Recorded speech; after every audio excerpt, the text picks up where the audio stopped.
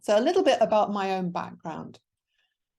I began my working career in the army with the Queen Alexandra's Royal Army Nursing Corps, and I was only with them for a year because I had an awful experience of being bullied. But I was with them for long enough to develop a real passion and a sense that nursing was what I should be doing with my life. It was a real powerful connection that even when I left the army meant that I was prepared to do pretty much anything in order to qualify to be a nurse. So I went on to study at the University of Edinburgh, and I qualified with a degree in nursing in 1993. This was a really difficult time to be a student nurse. I don't think there is an easy one, but it was at the time when we were seeing the introduction of trusts, so the fragmentation of the NHS into lots of competing organisations. It was a time when we had the Community Care Act, so patients, a lot of them were being moved from hospitals into the community, often with very little resourcing, but also nurse training was changing. So we had the introduction of Project 2000, in which nurses went from working as part of the team on the wards to being supernumerary. So while I was on the wards as a student nurse and an undergraduate, we saw the sudden disappearance of a large part of that workforce and some real serious problems in coping with the transition between systems. So by the time I graduated, and went on to work in hospital and community nursing, I was already really struggling with nursing to see how I was going to be able to manage to do it. And this tension between this real powerful sense, this is what I was supposed to do, and not being able to put it in practice. So I lasted a few years working in community nursing until I had my first child. And at that point, I was working in the community with a caseload that had an enormous proportion of child protection issues. And I just could not separate out that work from coming home to my own baby. And eventually I had what I suppose would be seen as a mental breakdown, and I was sent home from work. And that was the end of my nursing career in practice. And I was diagnosed with postnatal depression. And as I saw it later, I saw it more as post-NHS depression. But I was still very much attached to nursing. So what I did was I went on to apply to become a postgraduate and study for a PhD. And in the context at the time, there were a lot of shortages. There were a lot of media headlines about nurses quitting and about a loss of vocation, a loss of commitment, which just did not sit at all well with my experience of myself and my colleagues. So I studied for a PhD and I graduated in 2006. And the title was, Should I Stay or Should I Go?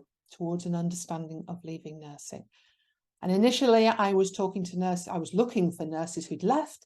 I actually found there were very few of them. And I found that it was more an exploration of why nurses who talked about leaving so much, who were so exhausted and miserable and frustrated, just could not go.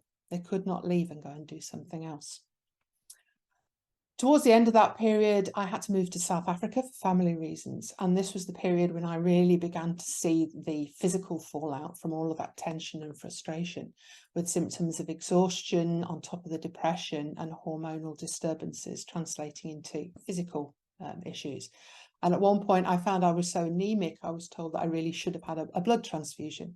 But I was just powering through thinking, I'm a nurse, I can manage with this, I'm strong, and I should be tired. I'm doing a PhD and I have a small baby, and just completely ignoring all my symptoms in what we see now as phase 1 of denial more than 20 years ago.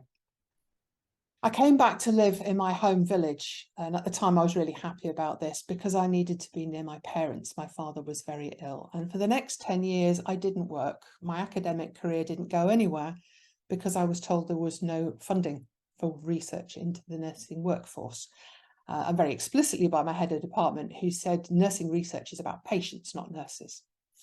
So during that period, I was very, very busy as a young mum, as a carer. I was on every local committee and I filled every moment of the day.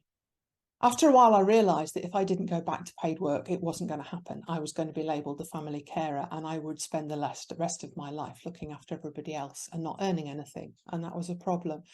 So I got myself a job as a volunteer coordinator, running a county-wide programme teaching food growing to people, and that was funded through public health. And I absolutely loved that job, but it was during that period that my symptoms really began to ramp up.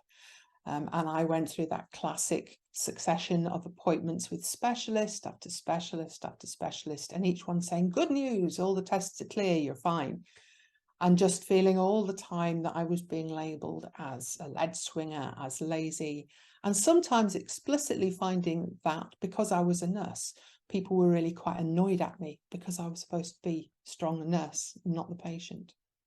And eventually my health crashed completely when my father died. And in 2018, I was diagnosed with fibromyalgia, and I had to give up my work. I just wasn't physically capable of doing it anymore.